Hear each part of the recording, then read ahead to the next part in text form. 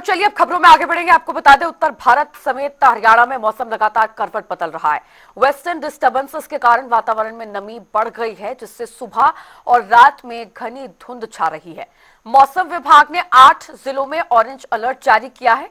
इनमें हिसार, जींद, कैथल, कुरुक्षेत्र, करनाल, पानीपत, सोनीपत और रोहतक शामिल हैं। यहां पर धुंध, शीतलहर और कड़ाके की ठंड का प्रकोप जारी रहेगा। बाकी जिलों के लिए येलो अलर्ट जारी किया गया है। अगले 2 दिन बादल छाए रहेंगे और सुबह के वक्त घनी धुंध भी छाई रहेगी। इसके बाद 21 और 22 जनवरी को हरियाणा में बारिश की संभावना है।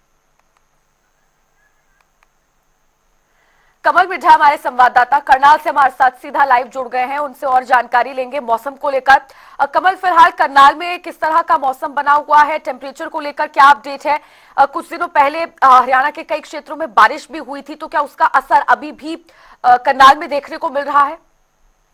जी बिल्कुल, इस समय हम दिल्ली चंडीगढ़ नेशनल हाईवे पर मौजूद हैं और सुबह से आप देख सकते हैं काफी कोहरा देखा जा सकता है। ठंड बहुत ज्यादा है। वहीं कोहरे के कारण नेशनल हाईवे करनाल पर कई गाड़ियों के एक्सीडेंट भी हुए हैं। लगातार जनता टीवी लोगों से अपील करता है कि कोहरे में खास तौर पर सावधानी से जरूर चलें। हालांकि लोहड़ी के बाद देखा जाता है कि ठंड में थोड़ी कमी आती है, लेकिन अभी ठंड में कमी आती दिख नहीं रही है। कोहरा भी हाईवे पर काफी ज्यादा देखा जा सकता है। दिल्ली चंडीगढ़ हाईवे पर इस समय हम मौजूद है। हालांकि सुबह 9 बजे से पहले काफी ज्यादा कोहरा था, लेकिन अब धीरे धीरे कुछ कम जरूर हो रहा है। लेकिन कोहरे के साथ साथ ठंड भी काफी ज्यादा देखी जा सकती है। जी कमल, चूंकि विजिबिलिटी बेहद कम है और जो तस्वीरें आप दिखा रहे हैं अपने बैकग्राउंड में, कोहरा काफी ज्यादा नजर आ रहा है, तो पुलिस और प्रशासन की तरफ से क्या किसी तरह की यहाँ पर पहल की जा रही है लोगों को जागरूक करने के लिए जो सड़कों पर आ जा रहे हैं?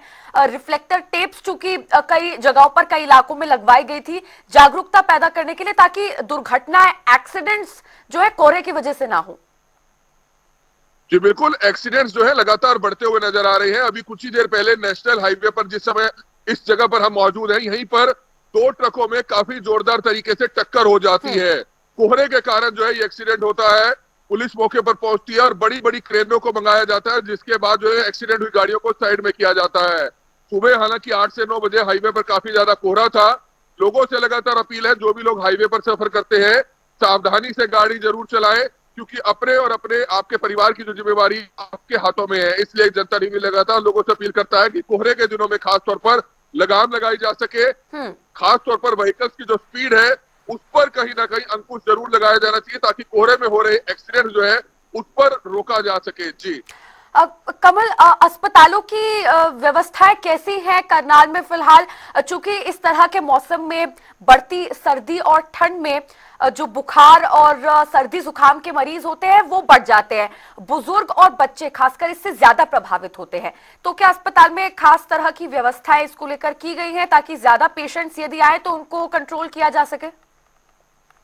जी बिल्कुल, निश्चित तौर पर इस ठंड में जहां हमें बच्चों और बुजुर्गों को बचाने की जरूरत है, वहीं करनाल की अगर बात करें, करनाल के सरकारी हॉस्पिटल की बात करें, कल्पना चावला मेडिकल कॉलेज की बात करें, तो ठंड में जो खास तौर पर लोगों को जुकाम और खांसी तो देखी जा रही है, वही ठंड लगने के कारण जो है लोगों को वॉमिटिंग भी जो है आ रही है। डॉक्टर जो है लगातार लोगों को जागरूक कर रहे हैं कि गर्म चीजों का सेवन जरूर करें। सर्दियां ज्यादा है, गर्म कपड़ों का जरूर डालें, गर्म कपड़ों का जरूर ध्यान रखें। और खास तौर पर हमें अपने बुजुर्गों को और बच्चों को जो है इस बढ़ रही ठंड से जो है बचाने की जरूरत है। शाम होते ही ठंड काफी ज्यादा हो जाती है। सिर पर कैप डालकर चले। अगर दोपहिया वाहन का इस्तेमाल करना है तो कैप का इस्तेमाल जरूर करें, क्योंकि सर्दी में बचना बहुत जरूरी है। और सर्दी में खासतौर पर अस्पतालों में ठंड लगने से जो बीमार लोग हैं उनकी संख्या लगातार बढ़ती हुई नजर आ रही है। जी चलिए ठीक है, बहुत बहुत शुक्रिया कमल मिर्जा जुड़ने के लिए और तमाम अपडेट साझा करने के लिए।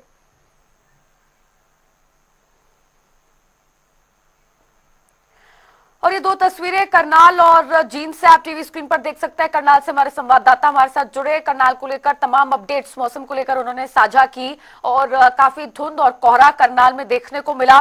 सड़कों पर धुंध की चादर छाई हुई है, जिससे विजिबिलिटी लेवल बेहद कम है। और यही तस्वीरें जो है जींद से भी निकलकर सामने आई है। घने कोहरे की चादर में पूरा क्षेत्र ढका हुआ है। यातायात से प्रभावित हुआ है। वाहनों की रफ्तार पर इसका असर पड़ा है। ब्रेक लग गई और धीमी गति से वाहन जो है वो चल रहे हैं विजिबिलिटी कम होने की वजह से। और 2 तस्वीरें और फतेहाबाद और अंबाला से भी। हरियाणा के अधिकतर क्षेत्रों में मौसम सर्द और शुष्क ही बना हुआ है और बीते दिनों जो बारिश हुई उसका असर अभी तक देखने को मिल रहा है। धुंध की घनी चादर छाई हुई है और बढ़ती ठंड की वजह से लोग परेशान हैं। और ये देखिए, देश के अलग अलग राज्यों से 4 तस्वीरें आप देख सकते हैं। राजधानी दिल्ली, हरियाणा, उत्तर प्रदेश और मध्य प्रदेश। पहाड़ी इलाकों में जिस तरह से भारी बर्फबारी, हिमपात देखने को मिल रहा है, उसका जो असर है वो मैदानी क्षेत्रों में भी पहुंच चुका है। राजधानी दिल्ली में कड़ाके की ठंड पड़ रही है। शीतलहर का प्रकोप यहां पर जारी है। साथ ही दिल्ली, एनसीआर और हरियाणा के कई इलाकों में भी इसी तरह का माहौल ठंड को लेकर बना हुआ है। साथ ही उत्तर प्रदेश और मध्य प्रदेश की बात करें तो इन मैदानी इलाकों में भी जो हिमपात पहाड़ी इलाकों में हो रहा है उसका असर यहां पर भी देखने को मिल रहा है। कोहरे की घनी चादर छाई हुई है और तस्वीरें अलग अलग राज्यों से, क्षेत्रों से जो निकलकर सामने आती हैं उसमें ये देखा जाता है कि लोग अलाव का सहारा लेते हुए नजर आते हैं ठंड से बचने के लिए। और रैन बसेरों की भी व्यवस्था जगह जगह पर की गई है, क्योंकि जो निराश्रित लोग हैं वो रैन बसेरों की शरण ले सके। और फतेहाबाद से हमारे संवाददाता रमेश कुमार हमारे साथ लाइव जुड़ गए हैं, मौसम को लेकर और जानकारी देंगे।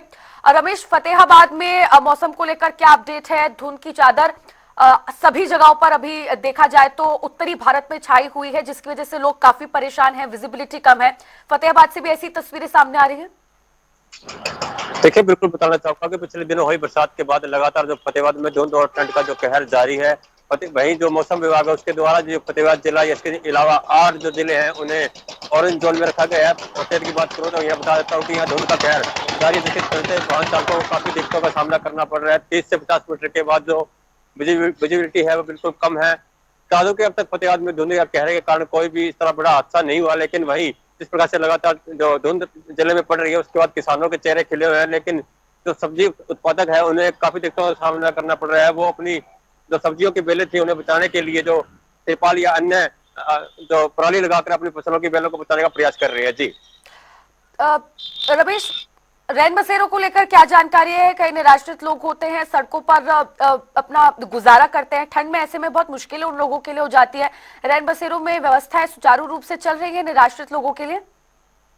देखिए, बिल्कुल रैन बसेरों को लेकर जो जिला प्रशासन द्वारा जो ठंड का जो आगाज हुआ है उसी टाइम जो रैन बसेरों की जो दुरुस्त करवा दिए गए थे, वहीं जो धर्मशाला है या जो बस स्टैंड है, जो सार्वजनिक स्थल है, वहां पे जिला प्रशासन द्वारा पोस्टर लगाए गए हैं कि रैन बसेरों के लिए ये जगह चिन्हित की गई है।